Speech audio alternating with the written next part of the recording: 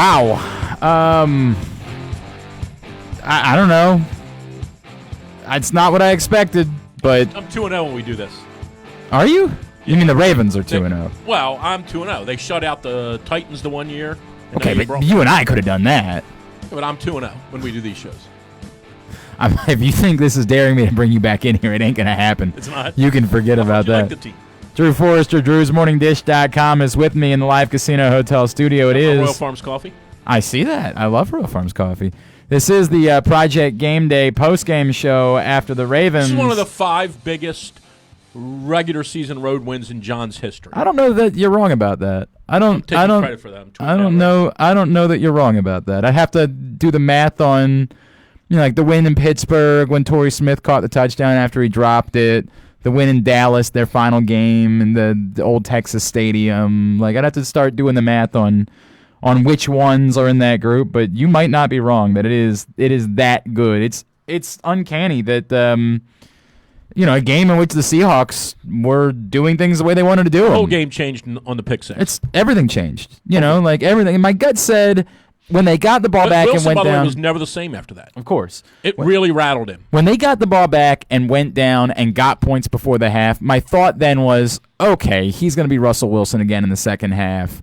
Like, it will be a weird thing that occurred, but the Ravens are going to have to score a bunch of points in the second half in order to beat him because he's not going to just turtle up because one bad thing occurred. He did. Ended it for him. I mean, he was a completely different guy after that. And it's not because the Ravens got great pressure. It's not because he was jittery. And then combine that with, to me, the other did it again on the next series. What, the first throw when they got the ball back. The ball absolutely. Up in the air, and if the ball bounces up in the air another 5 feet, somebody just runs in there and corrals it and runs it in from 8 yards. No doubt. All right, so a couple thoughts for me. One being, you forgot something. What? You really want to talk about your T-shirt? My sponsor. Well, I got to have a sponsor. I mean, you guys are. I don't even want to tell people what I'm getting to do this. Yeah. Everybody's got to have a sponsor. All right, quickly, come on, do whatever you want to do. It is. Yeah, the law office is. I get it. I get you it. Read the it. 2 Utes. I understand. Law offenses of Vincent. My appearance today brought to you by the law office of Vincent Gambini. We got a football game to talk about. Would you stop? Okay, yeah, we got a football game to talk Jay about. Gambini. Thank you. I appreciate that. Okay, so a couple of things. One, not only that, obviously the game completely turns on the pick six. I mean, it completely, utterly turns. The Seahawks are marching at that point. The game's going exactly how they want it to go. Everything changes in that moment. Combine that with, in a tie game 13-13, the Seahawks are faced with a 4th and 3 in the third quarter. And for whatever reason, they kicked a field goal. Pete Carroll decides the smart play is try to kick a 54-yard field goal. Right. It gives them the ball on the 40-yard line if he misses it. In awful conditions, with the kicker who's already missed 2 kicks this season.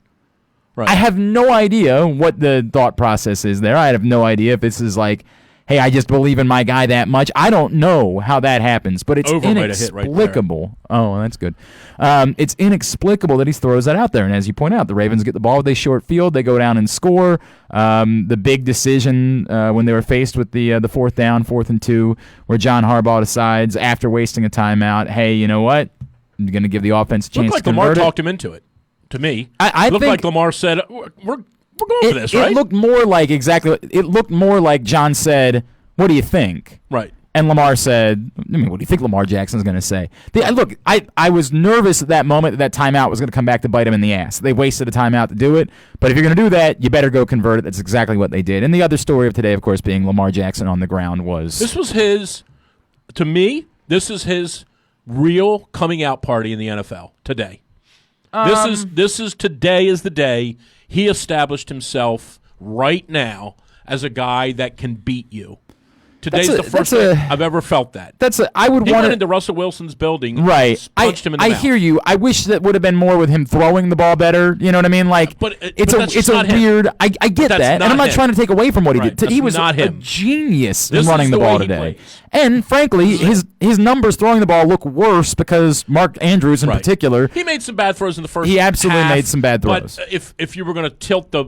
If you're tilting the wheel one way or the other, he got let down more than he let them down. I agree with that. I agree with that. Dropped 3 or 4 balls. He didn't have a bad day throwing the ball. He just wasn't particularly good throwing the ball today. He didn't have to be because he was so good on the ground. But this performance, this performance is the first time that I think you can say officially, before you could sort of think it and guess it and say, someday. This today tells you this kid can beat anyone on any day.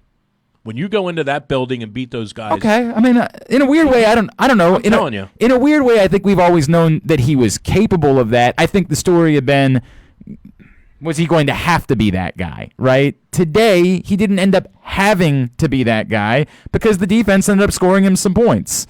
Changed the course of the game. He went and made the plays he needed to make in the second half, and that's how they won a football game. But the story of the game was as much about the fact that the Ravens got 14 points off of turnovers as it was about what they did offensively.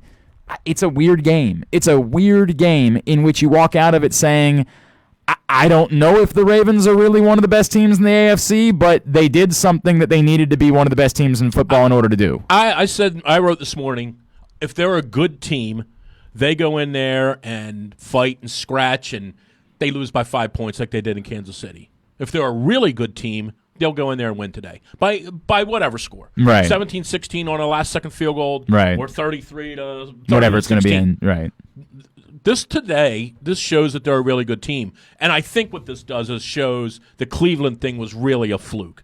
It was just one of those days. Cleveland's chakras were lined up right, and we just didn't have it. I think that they still have a lot of offsets. I'm going to be careful about that. I think there's still a lot of questions about this defense. I still think there's a lot of questions about this defense. I do too. But this was massive performance by them, aided by the Carroll decision, which, by the way, you never know. We could have stopped them on 4th and 3. Maybe, right. And then secondarily by an unthinkable throw from Russell Wilson. Right. The point being, if that throw isn't made, I don't know what this day looks like. I couldn't tell you what this day looks like. I don't think you can just pick this up and erase that play and say everything else would have gone on to be the same. That being said, that doesn't take away from this.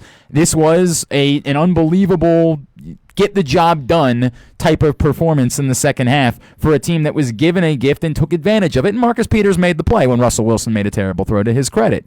So that's where you are. Does this suddenly make you say, I'm confident this team can go in and win any game anywhere, and they're going to win? We look at the schedule that's ahead of them. They still have 5 really tough games, right, coming up this season. Are you confident they're going to go win 4 of those? Are you confident they're going to go win 3 of those? I'm not there.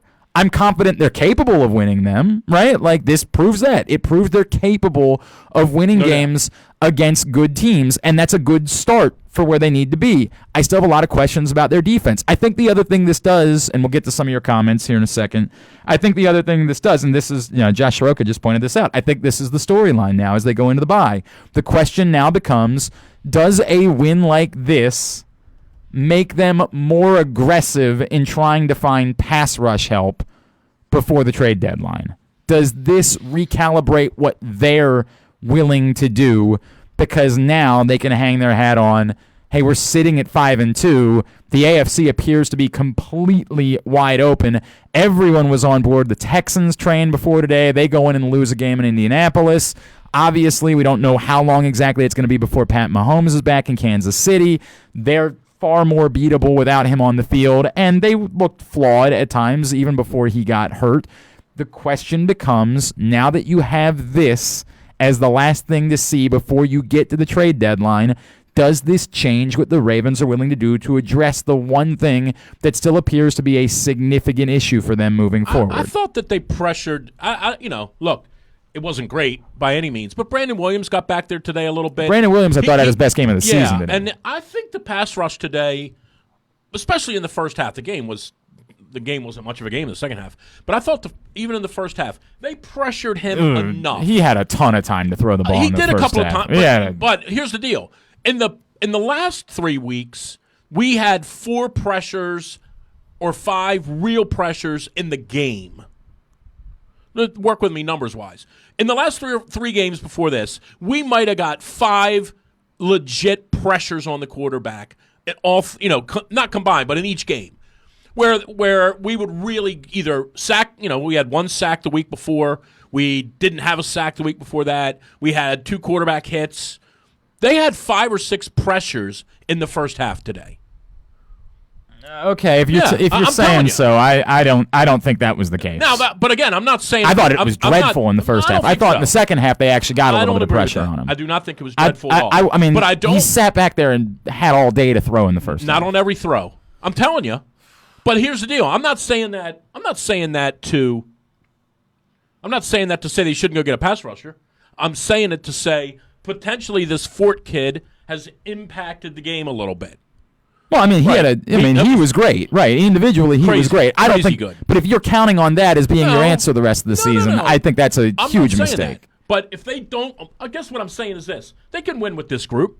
That's what I'm going to say. What can they win with this group? They just went in there and beat these guys. What can they do if they don't get a pass rusher? What can this group do? I don't know. They just went in and beat. That's fine. I'm asking you a question. What can they do? Beat anybody. They just did it. So you think that that you have confidence? So let me I'm going to rephrase it away because you're going to dance around it. No, I'm not. Phrase it this way: are you confident this team will go win the AFC without improving his pass rush?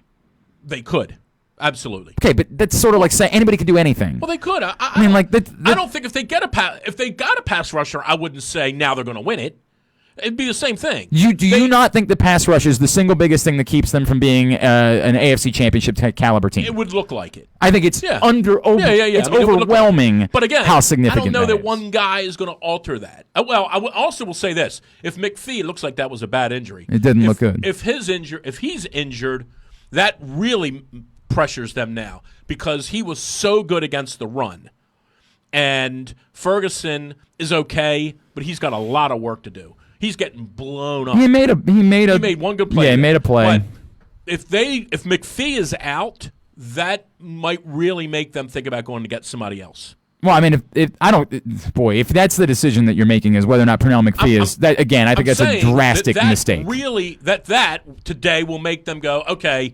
If he's out for the rest of the year, if Pernell McPhee's out, that's the reason to me why you go throw a 6th-round pick away to get a Derek Wolfe, right? To go find a guy. There's a big difference between that and going and getting a guy, going and saying we're going to do something bold in order to find a guy. Now we'll have more time to talk about that as the week goes on. Let me start rolling through some of these comments that have come in. This is the Project Game Day postgame show. Glenn Clark and Drew Forrester. Today's show is also brought to you by Glory Days Grill. Catch all of the action at your neighborhood Glory Days Grill, where they have tons of TVs to catch every moment of every game. Glory Days Grill, great food, good sports. Alex, yeah, number 8 is pretty good. Well, correct. I mean, I don't know what else I'm supposed to say to that. He's damn good. Again, today, a weird day in which we will continue to talk about Lamar Jackson. The numbers will say he didn't have that great of a day throwing the ball, but as Drew and I talked about, the numbers are probably a little bit misleading. He was probably a bit better throwing the ball. Not great, but a bit better throwing the ball than the numbers would indicate he was. In total, what he's able to do, I mean, it's obviously, it's unbelievable what he's able to do and how silly he makes everyone look when he starts running. From Tony, only negative I have is what up with Andrews. Yeah, I mean, it was comical. In a weird way, right? Like it was laughable. In a weird way, it's more of a statement that you went and won this football game despite the fact that your 2 other best offensive weapons, one was not available to you in Marquise Brown, the other was flat out bad today in Mark Andrews, and yet you figured out a way to win the football game anyway, which all came down to the plays that Lamar Jackson made, frankly, with his feet. By the way, it's a huge win for how freaking good is New Orleans? Oh yeah, with Bridgewater. It's crazy. I mean, that's crazy. By the way, New Orleans and the Ravens, only 2 teams to win in Seattle. Okay. John Colson checks in. Wilson was also rushed in the pocket a lot. Or do you help make his bad day? I agree with that in the second half. I did not agree in the first half. From Joe, Lamar Jackson gives you a chance to win anywhere at any time. I mean, we talked about that a little bit. Drew's, you're saying today is the proof of that. I think a lot of people started feeling that way after the Chargers game a year ago. And oddly, like I would prefer to be making this statement after Lamar went, 25 for 30 and made brilliant throw after brilliant throw after brilliant throw. Today is more a story of, to me, you put the circumstances together where you're able to run the ball and dictate on the ground the way they were dictating on the ground in the second half. You have the absolute ultimate weapon. if you're trailing by 2 scores in the second half, I don't know what happens. Right. Now you've got to throw the ball a lot more. Correct. You're going to have to go downfield more quickly. The game played the in... whole thing changed on that interception. Of course. The game played into your hands as the second half went along. And frankly, at some point, they started deciding to run the ball, which was something that they probably should have been doing more of as the game began. That doesn't take away anything from what happened today. It's only in the context of, is this proof that they're going to go beat all the good teams they play? I've argued before they should become more of a ground-dominant team. That I get they wanted to come into the year and open things up and throw the ball a bunch more and show that Lamar Jackson was a quarterback, and they kept worrying about all these trolls on the internet. That's all well and good. At some point, this team's best chance of winning might be just running the F out of the ball the way that they ran the F out of the ball a year ago and marched through and got a boatload of wins and went into the postseason. That might be their best way to win football games. In the second half, when they got to that, that's what they did and won a football game. Josh says the reason why the pass rush appeared to be better is because Russell Wilson held on to the ball for so long. That might be true too. Yeah, that might be true too. I mean, he definitely got some. We were after him more than I've seen them get after the quarterback. Which it's like the opera. It has to be better than you think it is, right? And our pass rush has to be better than we think because it's horrendous. Anything they do is better than what they've done for the last 3 or 4 months. Right, because they've done nothing. Yeah, sure, right. I hear what you're saying. From Scott, like Joe, Lamar's receivers wouldn't make a play for him, but unlike Joe, he has the ability to do it himself. Perhaps unlike Joe, they will give Lamar some weapons. Love this kid. I'm not really interested in doing a Joe Flacco thing today. But yes, the Ravens, this thing we do where you assume, hey, you got a quarterback that solves everything. You have to constantly put guys around the guy, and that's the difference that we're talking about. If you had to come back from 2 scores today, I don't know that they would have been in position to do that given what they had on the field.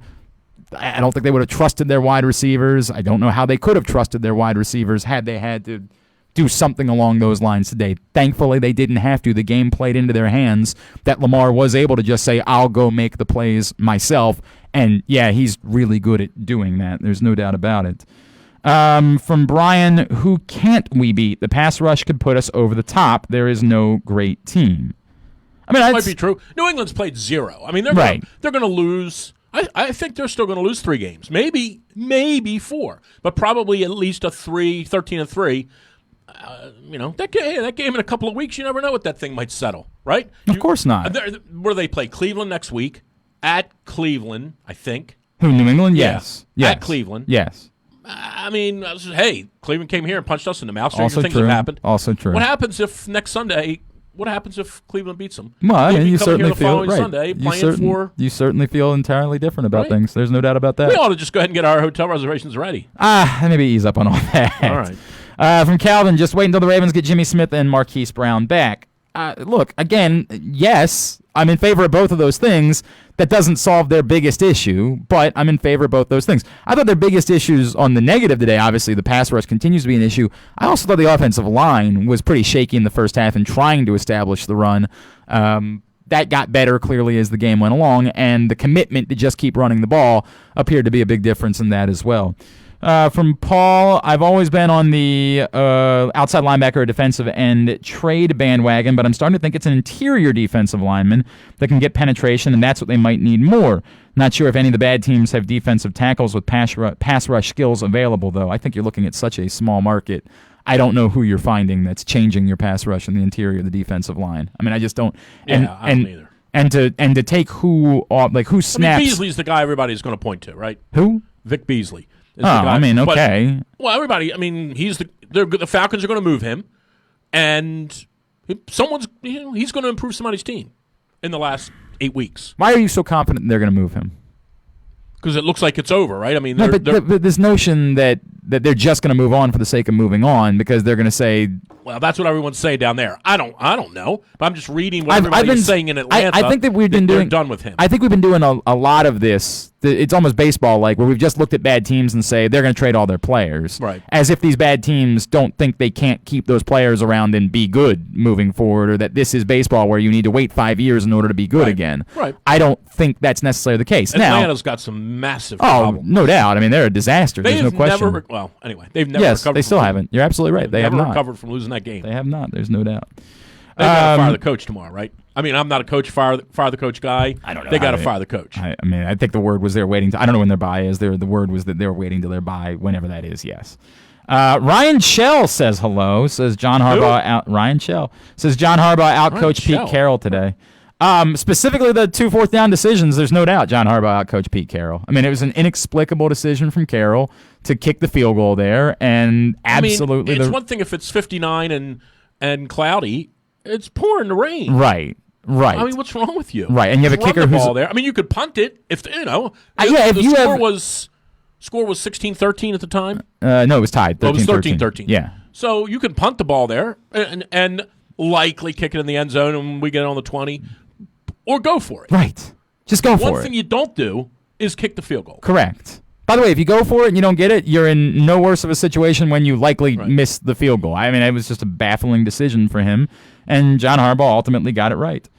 Paul, I can't lie. I had to laugh when Lamar was getting apoplectic on the play where Skura wouldn't hike in the ball. Following that, I'm glad Harbaugh decided letting Lamar take the game over and go for it on 4th and 2 instead of kicking the easy field goal. Yeah, I mean, that was clearly a story. Josh, this team is a lot of fun to watch. I'm still waiting to see if they can come back in a game they aren't controlling. Look, I mean, that's certainly the thing, right? Like, that's the thing, and I'll compare that. Someone sent me a note. Brent Urban would be the guy we'd go get if McPhee can't play again. I mean, okay. They could do that either way. Yeah, right. I mean, Brent Urban would be the logical guy, right? Knows the system. But do you think that Brent Urban is changing them? Not at all. Yeah. But if McPhee is out for the year, also Urban's not a stand-up guy. They've got to replace him with someone. Okay, right? But Urban's not a stand-up guy. Okay. I mean, like he plays a different position. They're either going to let Ferguson. They've got to bring someone in for McPhee. I guess that's my answer. Well, specifically, sure. I don't think that the answer is Jalen Ferguson. Look like Ferguson right now. I tend to agree with that. You got to solve that. You got to solve that and decide whether or not that's enough, and that you are good enough if that's the only thing you're going to do is just bring a guy. From Calvin Smith, L.J. Ford is a pretty good player, but hopefully the Ravens get a pass rusher in the bye week. From Scott, interior lineman would be great, but Aaron Donald ain't coming through that door. See if you can go get Von Miller. I mean, again, Von Miller's not had a good season to begin with. Let's start with that. I would still probably be willing to take a chance on him, but the question is, are you willing to pay that price? I don't know. And from Darrell, do you think the offense's problem is speed on the outside? Well, it certainly hurts when you don't have Marquise Brown. When you have no one who's really taking the top off of a defense, that's going to hurt. Yeah, that's kind of like nobody. I mean, we're not going to spend any time talking about this other than to say that's become a little bit of a bubbling side story that goes all the way back to training camp when he was missing 20 minutes here, last half the practice there. Right. He's always been injury prone. Always. There's no question about that. So that's a little bit of a bubbling side story. Is this kid going to be like this? Is this the way his career, or at least his rookie contract, is going to play out, where he only plays 11 games this year? Next year he gets hurt the 4th game and he misses 4 weeks, and he plays 10 games next year. No, it's definitely definitely part of the story. There's no doubt. It's definitely part of the story. Right. But is it the offense's problem? I don't know. The offense largely pretty good, but much of that has to do with Lamar just going and making plays. I just tweeted this out, and I occasionally I hit a lot of singles. Right, hold on, but it's funny you bring that up. I got to figure out how I get to. You can't ever figure out how you actually get to your own tweets that you sent out.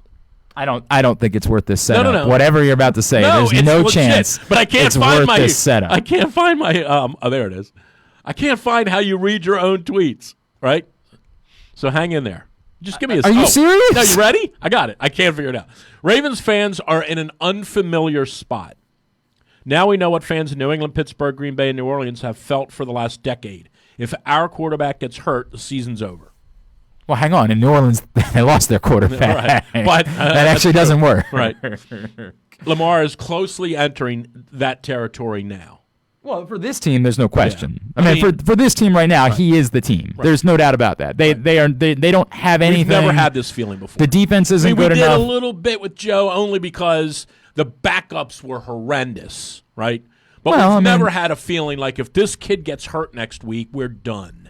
Well, and a team that's been so singularly about this thing about them revolutionizing offense, I still giggle at every time they do it. They just happen to have a really athletic quarterback. They're saying let the guy go run. Like that's what that's what revolutionizing offense. Right. They're not doing something that they're saying we're just going to let the guy go run. Right. He's fast as hell. We don't care. All those things you guys say about us, not that we shouldn't let him run the ball this number of times in the game. We don't care about it. He can run the ball as much as he wants. We'll take whatever risk is there. We believe he's smart enough to get down and avoid contact. He's just going to run the ball. That's how we revolutionized offense. Right. I mean, we've just said, it's a little bit like saying Rex Ryan revolutionized defense by just saying let's go after the quarterback all day. Yeah, let's just blitz all the time. Let that 52 guy run around. He's pretty good. Right. Correct. He's all right. They've got a quarterback that can go make plays with his feet that other guys are completely incapable of making. Even good mobile quarterbacks can't make some of the plays Lamar Jackson can make because his straight line speed is absurd. It's ungodly. It is, track star type of stuff, his straight line speed. And they're saying, just go do it. Just go do it, and we'll trust that you can make enough of the throws when we need them that we'll be all right. And more often than not, that's been the case. And it really is into the entire conversation of the offseason was about Lamar Jackson's development as a passer.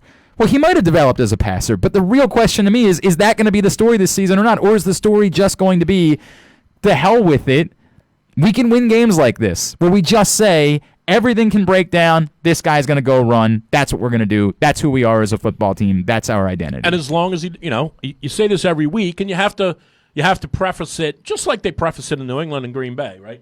Maybe not New Orleans with Bridgewater, who, by the way, will be a starter somewhere in the league next year, I assume. Almost certain. Yeah, maybe Tampa or something. But anyway, as long as this kid doesn't get hurt, we're fine. Like, that's the only thing that scares you. Right. It just scares you because he is, and I am, when I say this, I'm not saying that we should limit the amount. I'm not saying any of that. I'm not saying limit the amount of touches or arbitrarily say, now you can only run 14 times max or 8 times. That was his number today, by the way, 14. Right. Yeah. So, but here's the deal. The more it's just human nature. The more contact you get, the more chances you have to get hurt. It's just that simple, right?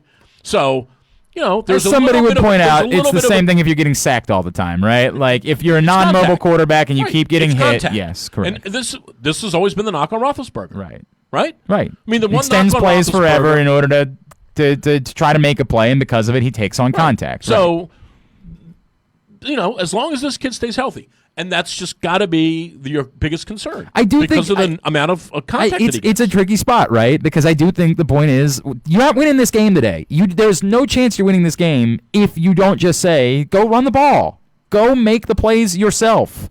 That's how they won today, was saying, Lamar, go run the ball. That's it. That's the story. And obviously, Russell Wilson, making the worst throw in the history of his career. And it really rattled him. Yes, and it changed him. There's no doubt about that. It will be interesting to see what do they do next week. It will be interesting to see. Yeah, how long that stays with him. Yeah. My gut is he'll be fine. He's Russell. That's my gut. He's Russell Wilson. He'll be okay. But my God, it was crazy. All right, I need 90 seconds. We'll come back in. We'll wrap up. Drew Forrester's here in the live casino hotel studio. Well, we'll come back and we have some more thoughts to get to. We'll come back in. We won.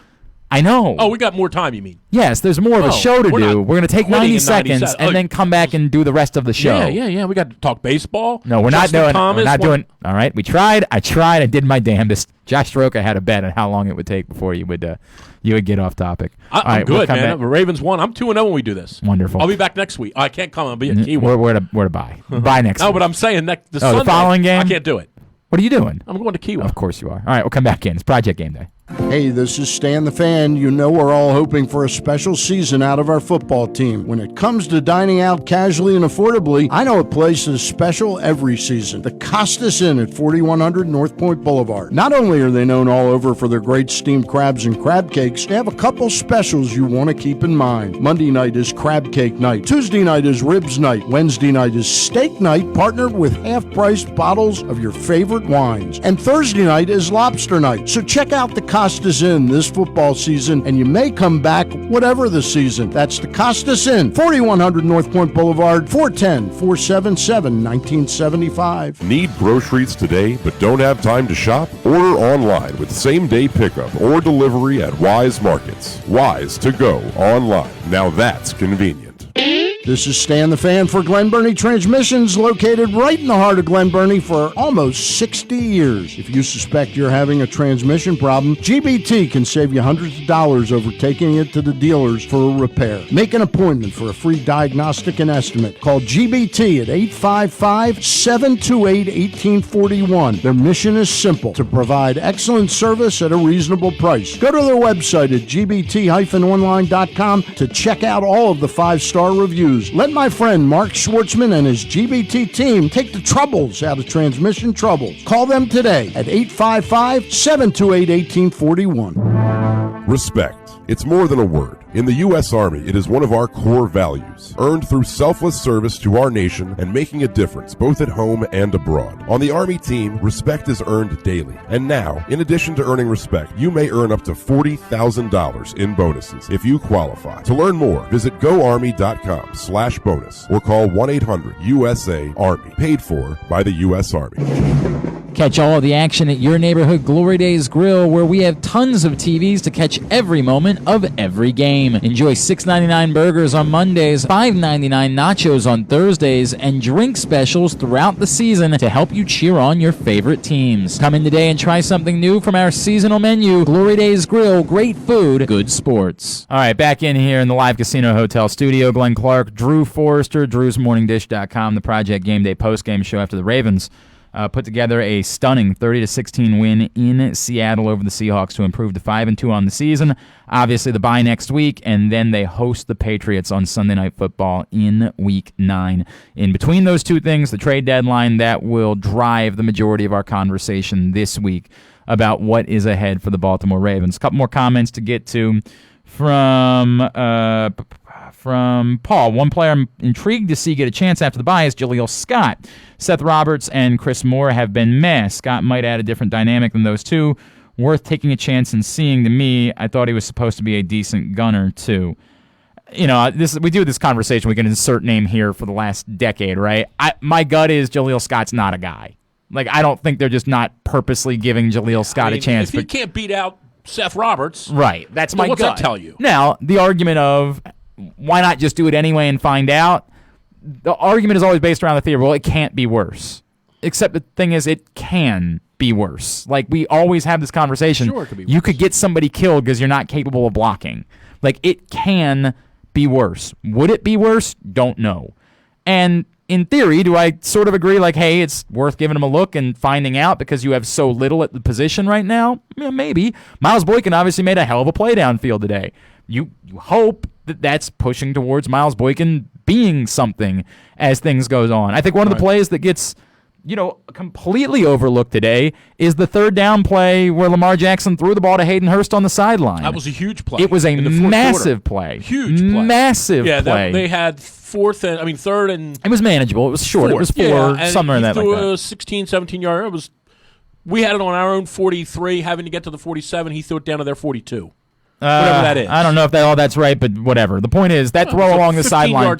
That throw along the sideline to Hayden Hurst on third down. That was huge. Was a huge play, and part of the play that's able to happen because there's a linebacker who's afraid to go try to make a play on Lamar Jackson, knowing Lamar Jackson can get away from him, and that allows Hayden Hurst just a little bit more time to break away from a defender and work free on the sideline. That was a huge play in this game. That throw to Hayden Hurst along the sideline, that was excellent.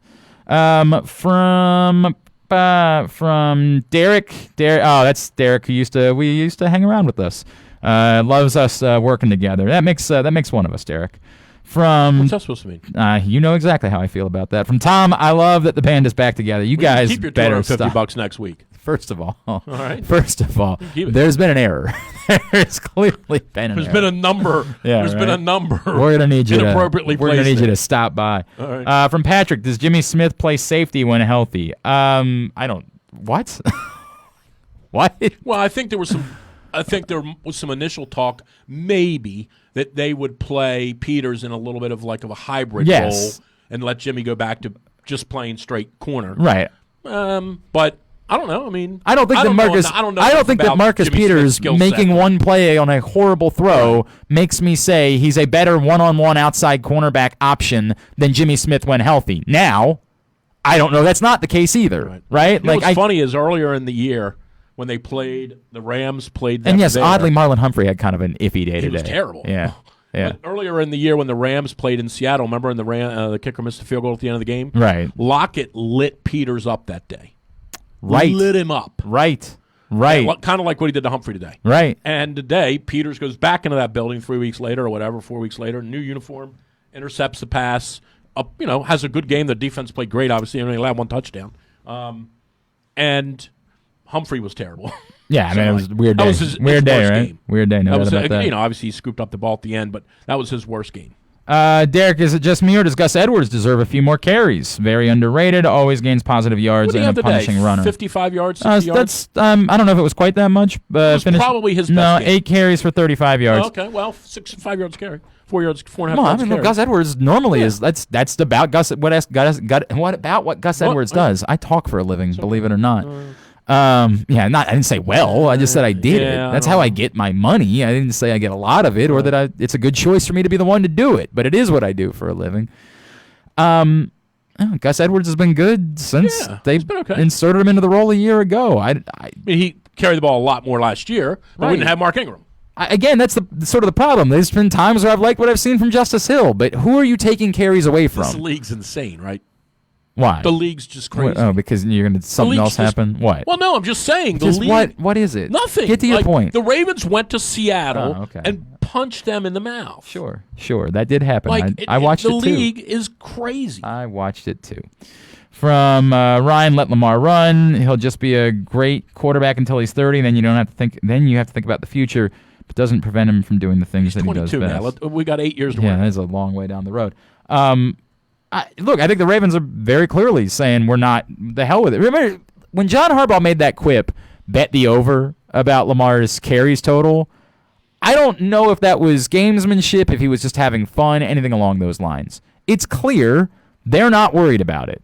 That they're just going to say they're not. That's what I said earlier. They're not going to arbitrarily say to him, "It's not a pitch count."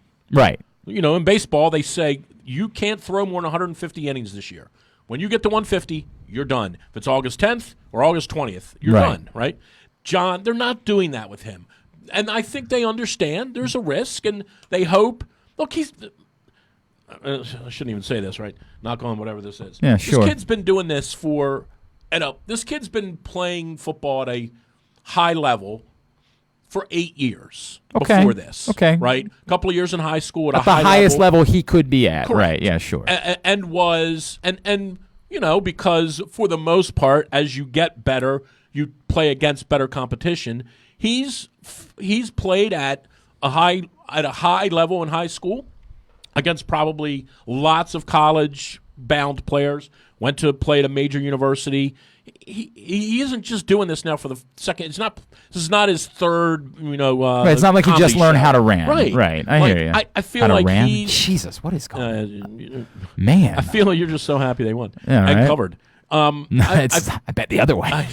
We all did. I feel like he's smart enough. I mean, is he going to go through his whole career without getting some sort of a significant injury? The odds of that are no. But you say the same thing in fairness about every Patrick Mahomes. Right, you can say the same thing about every quarterback. That's the way Jackson could get hurt. Something stupid could happen. A guy could fall on the wrong way. Right. That's in fact when he got hurt against the Falcons last year and had to come out of the game. That was what happened in that situation. I just don't think there's any way to say to this kid, look, you can't.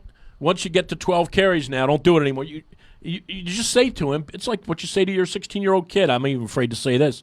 My kid will be driving soon, but what you say to your kid when you give him the keys. Right. We know we're handing you the keys to a death machine. That's the way it is. But careful. Right. So that's what you say to this kid, and you hope he's careful. And so far he has been. I mean, he's taken a lot of hits in a dozen games, or however many he's played. 15 games, and he's fine. This year, there hasn't even really been one way, you were worried after the hit. Now, again, I get it. Could be the Mahomes thing. That's exactly the funny right. Part, right? Exactly right. Exactly right. But I think it's pretty clear they're saying the hell with it. This is how we win. We win because this kid does things that other people can't do. And that's how we're going to win football games. And so we're not going to stop that. And again, you have to hope. You hope that stays and everything's all right and that there isn't a moment down the road where that comes apart. But right now, it works. It's probably the best way they can win football games, frankly. And so it's pretty clear they're not going to try to stop him. From Justin, Earl Thomas's best game in a Ravens uniform. Looking forward to many more. Obviously inspired. There's no doubt about that. Obviously inspired by being in Seattle. Derek, just seems Lamar could give the ball to Gus instead of keeping it all the time. It saves Lamar from so much contact. I mean, I don't know. There's been 5 situations where I've thought he made a bad call with something like that. I don't know if that's a big storyline. No, I don't either. And from Paul, hang on a second. From Mark, was Andrews wearing old gloves out of the bottom of his golf bag? Drops are out of character. Yeah, we touched on Mark Andrews. Weird day. You hope that it's nothing. The third one was the only one that looked to me like he got a little jittery. Yeah, the first two got to him, right. The other two were kind of, I mean, they were the first one was a bad throw. The first one was a bad throw. Right. Right. And I don't even think statistically that's going to count as a drop. I don't know. Yeah, I don't know. But the third one, he looked like he short-armed it a little bit across the middle. Right. That was the one that on 1st and 15 where they could have quickly picked up a first down. And again, as it turns out, everything was fine. They got the first down anyway, but they could have quickly picked up a first down from 1st and 15, but he just flat out dropped the ball right at the sticks. How about the drop their dude had in the end zone? Right before the touchdown. Oh, right. Oh, my God. Yeah, that was brutal. I mean, I don't even remember. Jaron Brown. Yeah, Jaron Brown. Called it, well, maybe. Yeah, I don't know. I've been working. And from Paul, on bye weeks, does everyone get out of town, or is it still business as usual for coaches breaking down film for teams they'll face after the bye? I mean, they've sort of changed their philosophy based on what was happening going into the bye. My gut is they'll be more inclined to give guys time off. They'll be off. The players will probably come in for a couple of days. The players will come in Monday and Tuesday. Tuesday, right. Which normally they wouldn't come in on Tuesday. Right. They'll be excused Tuesday afternoonish, and they won't come back till the following Monday. Right. The coaches will probably stick around for the better part of the week. And probably take off Saturday, Sunday, and Monday. That would be my gut. And taking off, sounds crazy to say this, and John might say Friday at 2, we're all done, and I'll see you Monday morning. For a coach to not go into the building for 2.5 days in the season is really a break for them, right? Yep, absolutely. From AJ, Lamar outplayed Russell Wilson today. Wow, just wow. And Jalen Ferguson even showed a little today. Yeah, a little. I mean, a little. Let's not get carried away. I think it's still a major concern. But he made one more play than he had made coming into today, and you got to start somewhere. Hopefully that's a turning point for Jalen Ferguson moving forward. All right. It happened. Obviously, we'll keep talking about it throughout the course of the week. I assume that you'll be, writing about it throughout the course of the week at drewsmorningdish.com. Yeah, I mean, it's a huge win for them. I mean, not that this really matters, but it ensures that they'll be 500 over 500 at the halfway point. Sure. Worst they could be is 5-3. Right. So the second quarter, they're either going to be 3-1 or 4-0. And you as a coach, I guess you like to break down. I know Brian used to do that, right? You break down these things in quarters. If you're looking for a tangible value, this really makes it difficult to fathom a way for the rest of the teams in the division back in. Like it really. All the other teams are done except Cleveland, because Cleveland's last 7 games, the only one that's hard is against the Ravens. Right. But the max that Cleveland's going to win is 9 games.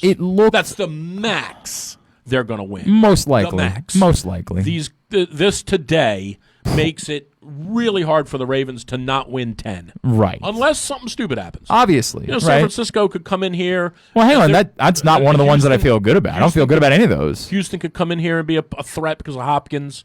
It depends on what this injury is to Fuller. But, the Ravens are going to get to 10 wins because of this today. It looks that way, and it really makes it seem like it makes it very difficult that there could be a race down the stretch. We will see, and again, knock on wood, but that's the other tangible part of it to me. I also think there's something intangible about winning the before you go on your bye, and what this gives the players almost a stress-free week or 6 days off.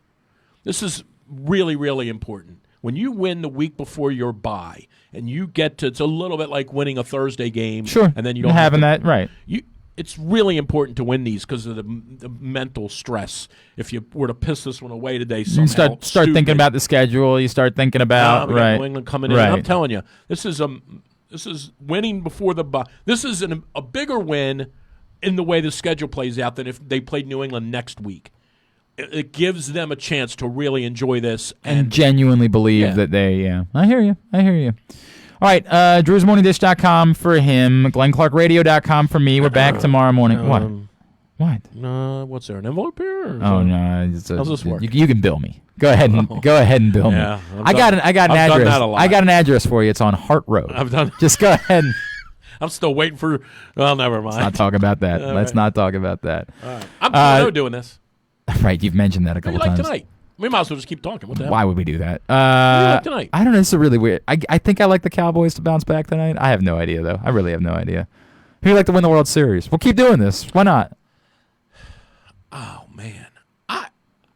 I just have this funny feeling that It's this the is Nationals the Nationals year. I get it. There's been so many goofy things going on. I understand that don't feeling. you feel like, and Cole's got at least 2 more guaranteed starts, right? Yeah, Cole starts Tonight, 1. You would assume 1 and It seems like they don't want to turn him around on short rest, so it looks like it's 1 and 5.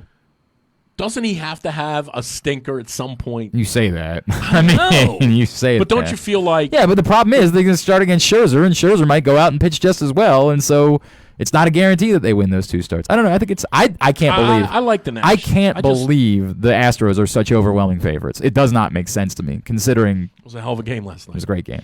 That was crazy. All right. Tomorrow morning, Glenn Clark Radio, 10 to noon. Bradley Bozeman joins us as he does every Monday, and Jake Lehman is going to join us tomorrow morning as well. Drew will be in on Friday, I assume, although this is where you say you can't make it in on Friday. This Friday, I can't be here. Of course you can't be here. But, hold on. Of course you can't be here. Hold on. I got so much stuff going on. Of course you can't. But I might be able to do Thursday. I'll get back to you. Okay. I'll get back to you. Fall is a busy time for me. We're okay. Well, so is the summer. I noticed that. But I'm usually good. January, February, March, April. Well, March. I'm good. Those first, 10 weeks, I enjoy coming in here. That. Thanks to everybody for joining us for the Project Game Day post-game show. Soccer tomorrow. Okay, do that. Thanks to Casa Sin, Wise Markets, Glen Burnie Transmissions, the U.S. Army, and the Glory Days Grill for making it happen. See you tomorrow, and then in 2 weeks we'll be back for the late night version of Project Game Day after Ravens Patriots.